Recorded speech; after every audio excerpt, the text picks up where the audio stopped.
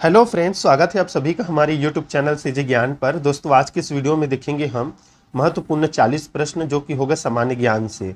आपके Chhattisgarh pre BEd और DEd के लिए तो बहुत ही ज़्यादा इंपॉर्टेंट है। साथ ही साथ अगर आप छत्तीसगढ़ टेट या शिक्षक भर्ती एग्जाम की तैयारी कर रहे हैं तो जरूर दोस्तों वीडियो के अंत तक देखिएगा, क्योंकि हमने सामान्य ज्ञान के जो है महत्वपूर्ण 40 प्रश्नों को इस वीडियो में शामिल किया है। तो जरूर देखिएगा लास्ट तक। अगर आप चैनल पर नए हो तो चैनल को जरूर सब्सक्राइब कर दीजिएगा। हमारे चैनल पर बहुत सारे वीडियो अपलोड है दोस्तों प्री बीएड प्री डीएड के लिए, उन्हें भी जाकर देख लीजिएगा। हम टॉपिक वाइज सब चल रहे हैं एक सीरीज से 2024 में, तो जरूर अच्छे से देखिए, आपके एग्जाम क्लियर हो जाएगा। चलिए स्टार्ट करते हैं। इससे पहले हमने 70 क्वेश्चन अपलोड कर लिया है सामान्य ज्ञान के, जो कि महत्वपूर्ण पहला भाग है जिसमें हमने 40 प्रश्न देखा था। दूसरा भाग में हमने 30 प्रश्न, अभी इसका तीसरा भाग होगा जिसमें हम 40 से लगभग 45 प्रश्न देखेंगे। देखिए 71 नंबर प्रश्न है दोस्तों, आंसर आप भी लगाइएगा। गुरु नानक निम्न में से किस सुल्तान के समकालीन थे? सिकंदर लोदी, बहलोल लोदी, इब्राहिम लोदी, ऐबक। देखिए थोड़ा सा ये जो ऑप्शन है ए सी बी डी, ये थोड़ा सा गलत हो गया है दोस्तों, तो ऑप्शन को नहीं, हम सीधा नाम बताते चलेंगे आपको।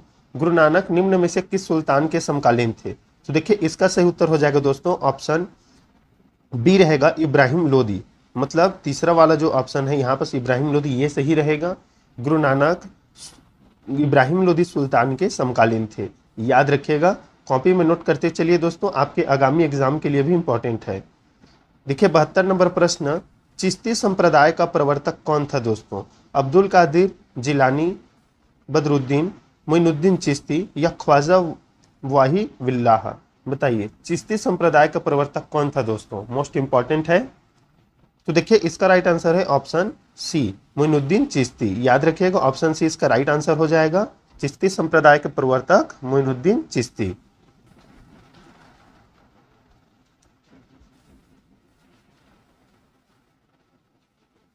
73 नंबर प्रश्न, बाबर ने किस भाषा में अपनी आत्मकथा तुजू के बाबरी की रचना की है दोस्तों? फारसी, तुर्की, प्राकृत या इनमें से कोई नहीं। बताइएगा, मोस्ट इंपॉर्टेंट है ये। तो देखिए तुजू के बाबरी जो है इसकी रचना बाबर ने तुर्की भाषा में किया है दोस्तों। ऑप्शन जो सी है इसका राइट आंसर हो जाएगा तुर्की भाषा, याद रखिएगा। 74 नंबर प्रश्न देखिए, चौसा का युद्ध किसके मध्य हुआ था? चौसा का युद्ध किसके मध्य हुआ था? देखिए शेर खां हुमायूं, शेर खां बाबर, हुमायूं एवं मेदिनी राय, बाबर राणा सांगा। बताइए किनके मध्य हुआ था चौसा का युद्ध? तो देखिए यह हुआ था शेर खां और हुमायूं के मध्य, तो ऑप्शन ए इसका राइट आंसर होगा। कॉपी में जरूर नोट कीजिए दोस्तों, उसको इंपॉर्टेंट है। 75 नंबर प्रश्न देखिए, शेर शाह का मकबरा कहाँ स्थित है दोस्तों? शेर शाह का मकबरा कहाँ स्थित है? दिल्ली में, पटना में, सासाराम में या औरंगाबाद में? बताइएगा राइट आंसर क्या रहेगा। शेर शाह का मकबरा कहाँ स्थित है दोस्तों? तो देखिए इसका सही उत्तर हो जाएगा सासाराम में। मोस्ट इंपॉर्टेंट प्रश्न है, याद रखिए।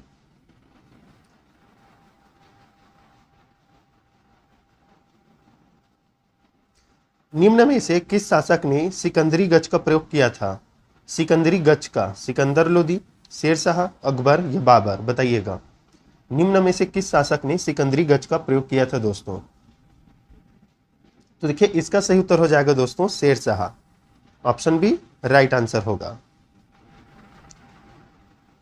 निम्न में से किस शासक ने रुपया एवं दाम चलाया था? शेर शाह, अकबर,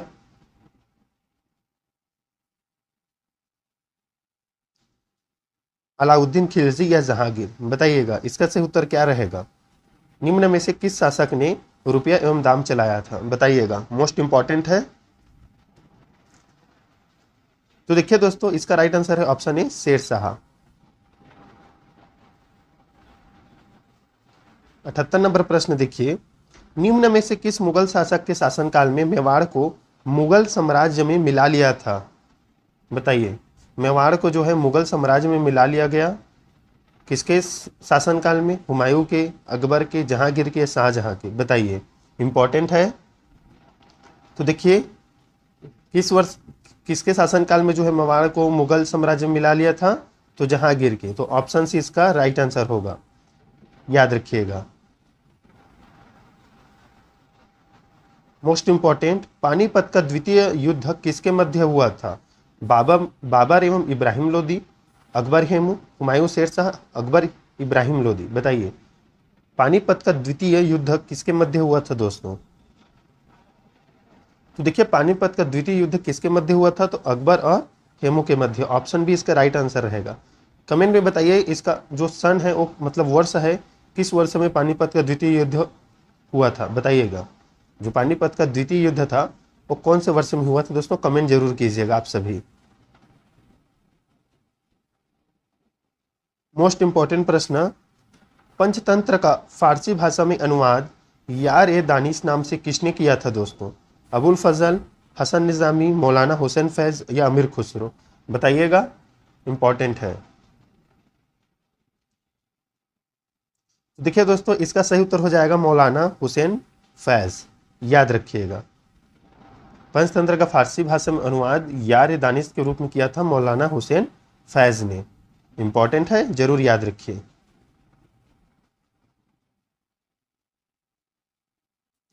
जहांगीर ने किस भाषा में अपनी आत्मकथा तुजू के जहांगीर की रचना की थी दोस्तों?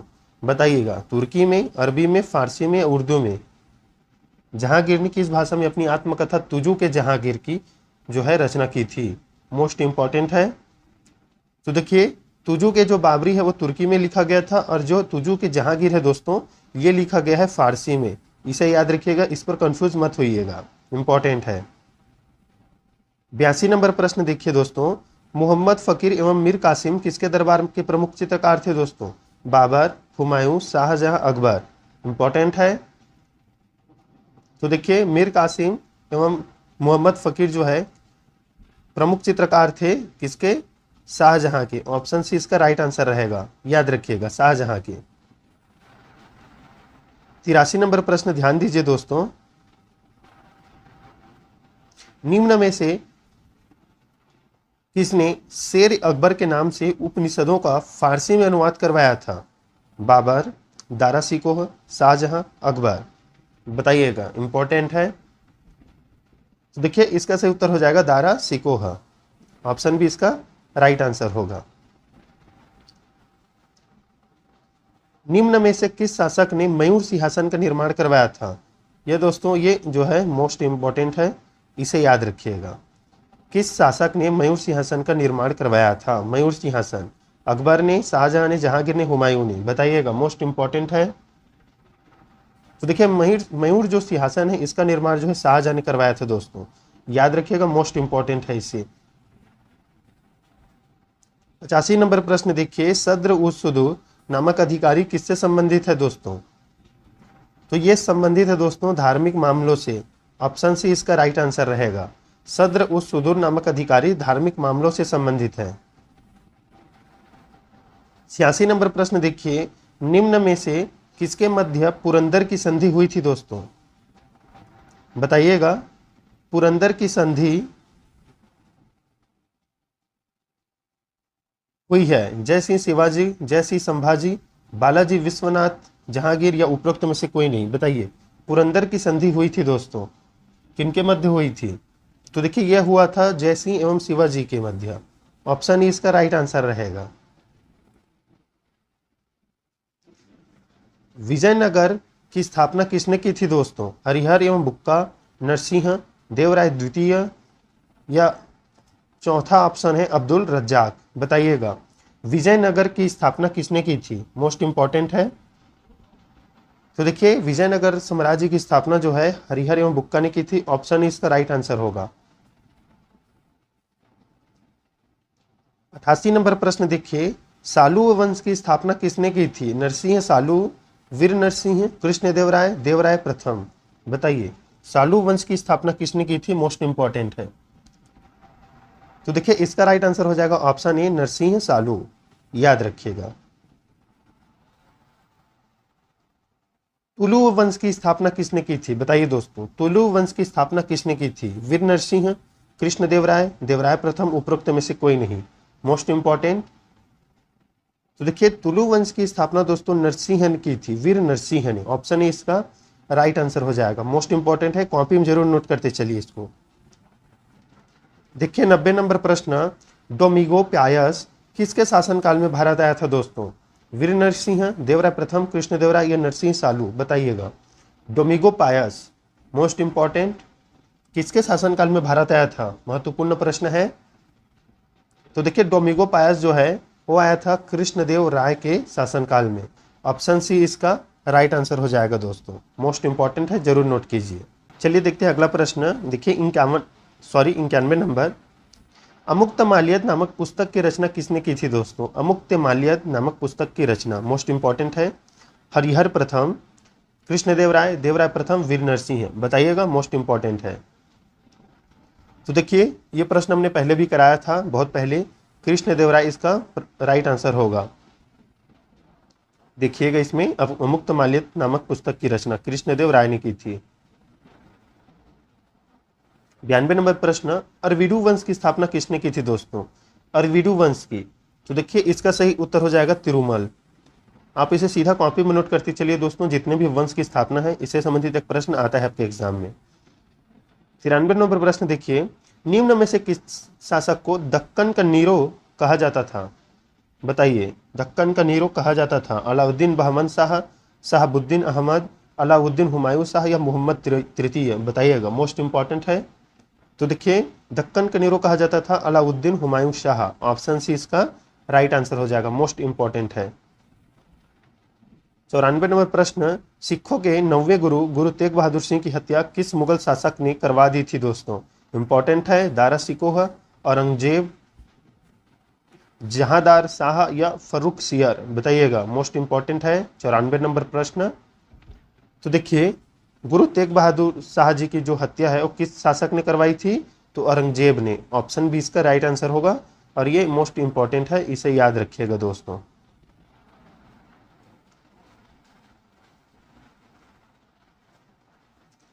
गुरुमुखी लिपि का जनक किसे कहा जाता है दोस्तों, या किसे माना जाता है? बताइएगा। गुरु नानक, गुरु अंगद, गुरु रामदास, गुरु अर्जुन देव? गुरुमुखी लिपि का। तो देखिए इसका सही उत्तर हो जाएगा गुरु अंगद।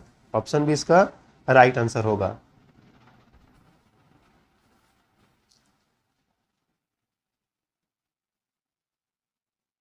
96 नंबर प्रश्न देखिए, निम्न में से किस मराठा शासक ने हिंदी एवं संस्कृत के विद्वान कलश को अपना सलाहकार बनाया था? कलश को अपना सलाहकार बनाया था किस मराठा शासक ने? बताइए। हिंदी एवं संस्कृत के विद्वान कलश को अपना सलाहकार बनाया था? राजा राम, साहू, संभाजी या शिवाजी? बताइए किस मराठा शासक ने बनाया था कलश को अपना सलाहकार? तो देखिए इसका सही उत्तर हो जाएगा दोस्तों संभाजी। ऑप्शन सी इसका राइट आंसर होगा। किस यूरोपीय कंपनी का आगमन भारत में सबसे पहले हुआ? अब देखिए दोस्तों ये आधुनिक जो है इतिहास से संबंधित प्रश्न आ गया। किस यूरोपीय कंपनी का आगमन भारत में सबसे पहले हुआ था? ब्रिटिश, फ्रेंच, डच या पुर्तगाली? तो देखिए इसका सही उत्तर हो जाएगा पुर्तगाली। कमेंट में बताइएगा दोस्तों पुर्तगाली कौन था जो भारत में आया था प्रथम पुर्तगाली। 98 प्रश्न देखिएगा, वर्ष 1498 ईस्वी में वास्को डी गामा भारत में कहाँ उतरा था दोस्तों? बम्बई, गोवा, कालीकट या कोचीन? मोस्ट इंपॉर्टेंट है, याद रखिएगा। 1498 ईस्वी में वास्को डी गामा भारत में कहाँ उतरा था दोस्तों? Most important. तो ये कालीकट जो है राइट आंसर हो जाएगा, ऑप्शन सी कालीकट में उतरा था। कालीकट कौन से राज्य में आता है बताइएगा कमेंट में। पुर्तगालियों ने 1503 ईस्वी में भारत के किस स्थान पर अपनी प्रथम व्यापारी कोठी स्थापित की थी दोस्तों? कालीकट, कोचीन, सूरत, बंबई? Most important. तो देखिए प्रथम कोठी कोचीन में स्थापित की थी। ऑप्शन भी इसका राइट आंसर होगा। 100 नंबर प्रश्न देखिएगा, ब्रिटिश उपनिवेश का भारत में पहली राजधानी थी? ब्रिटिश उपनिवेश का भारत में पहली राजधानी थी दिल्ली, मुंबई, कोलकाता, मद्रास? Most important. तो देखिए इसका सही उत्तर हो जाएगा ब्रिटिश उपनिवेश का भारत में पहली राजधानी कोलकाता थी। ऑप्शन सी इसका राइट आंसर होगा, मोस्ट इंपॉर्टेंट है दोस्तों, याद रखिएगा। 1759 ईस्वी में बेदारा की लड़ाई किसके मध्य हुई थी दोस्तों? बेदारा की जो है लड़ाई किसके मध्य हुई थी? तो ये हुई थी दोस्तों डच एवं अंग्रेज के मध्य। याद रखिएगा, ऑप्शन सी इसका राइट आंसर होगा, मोस्ट इंपॉर्टेंट है। थल मार्ग से भारत आने वाला प्रथम ब्रिटिश यात्री कौन था दोस्तों? समुद्री मार्ग से भी कमेंट कीजिएगा कौन आया था और थल मार्ग से आने वाला प्रथम ब्रिटिश यात्री कौन था? हॉकिंस, जेम्स प्रथम, थॉमस रो या जॉन मिल्डन हॉल? बताइएगा। 102 का राइट आंसर क्या रहेगा? तो इसका राइट आंसर है जॉन मिल्डन हॉल। ऑप्शन डी इसका राइट आंसर हो जाएगा। याद रखिएगा, ये प्रथम ब्रिटिश यात्री था जो कि थल मार्ग से भारत आया था। 103 नंबर प्रश्न देखिएगा, मोस्ट इंपॉर्टेंट दोस्तों। भारत में अंग्रेजों ने अपनी पहली फैक्ट्री कहां पर खोली? इंपॉर्टेंट है, याद रखिएगा इसको। कालीकट, सूरत, कलकत्ता या नागपुर? बताइए, पहली फैक्ट्री कहां खोली थी अंग्रेजों ने भारत में? देखिए, इसका राइट आंसर है सूरत। ऑप्शन बी राइट आंसर हो जाएगा।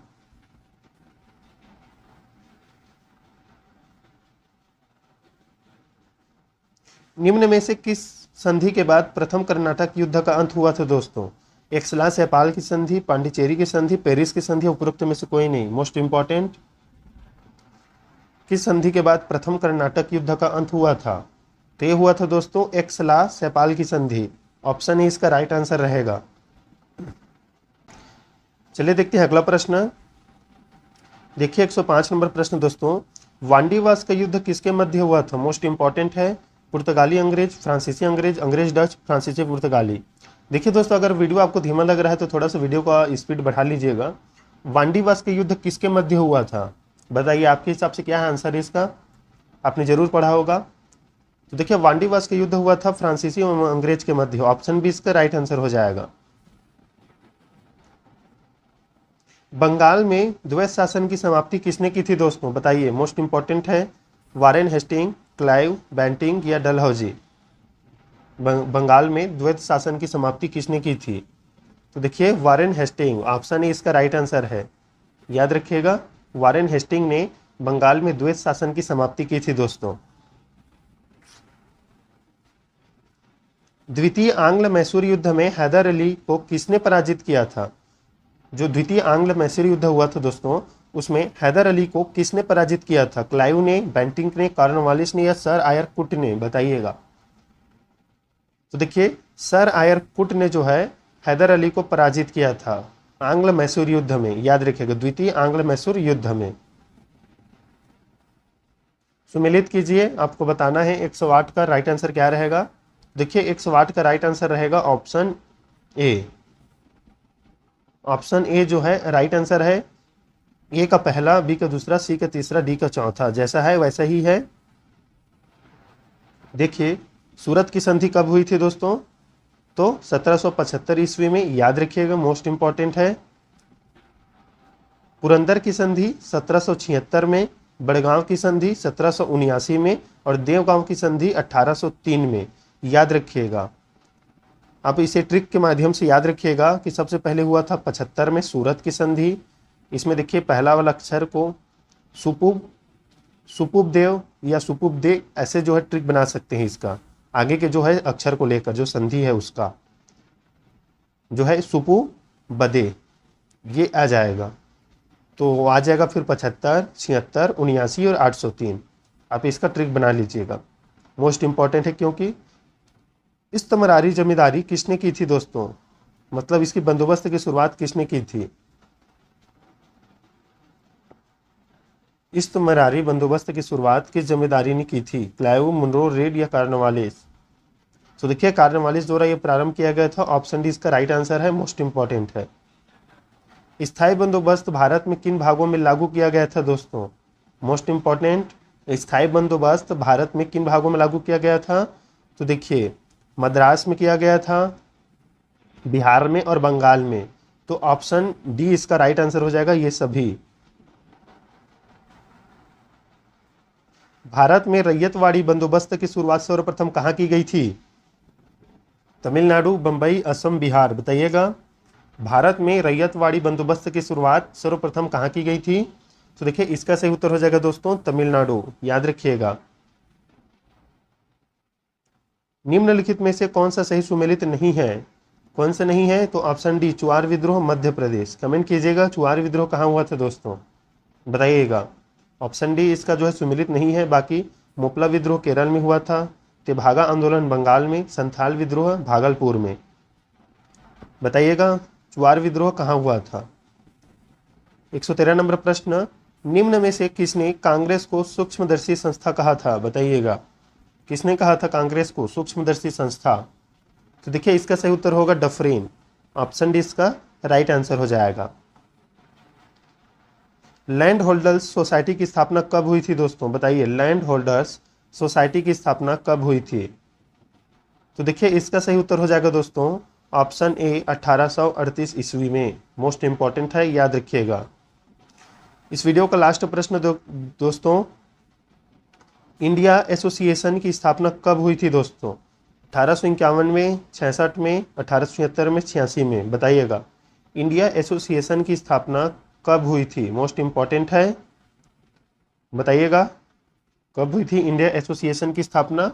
देखिए इसका सही उत्तर हो जाएगा दोस्तों ऑप्शन सी 1876 ईस्वी में। कॉपी में नोट कर लीजिएगा दोस्तों।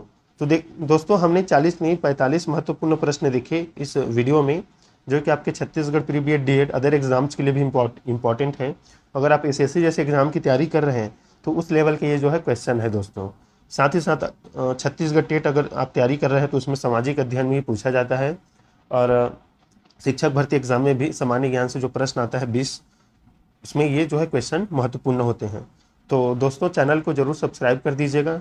जो हमारा नेक्स्ट परीक्षा है एक और चैनल, उसे भी सब्सक्राइब कर दीजिएगा। ये आपको कहाँ मिलेगा इसका लिंक या ये चैनल? तो आप सबसे पहले हमारे सीजी ज्ञान जो है इस चैनल पर जाइए, वहाँ पर जो है ये जो चैनल है दूसरा सेकेंड चैनल, वहाँ पर जाइएगा, मिल जाएगा नेक्स्ट परीक्षा। तो दोस्तों मिलते हैं नेक्स्ट वीडियो में, तब तक के लिए धन्यवाद।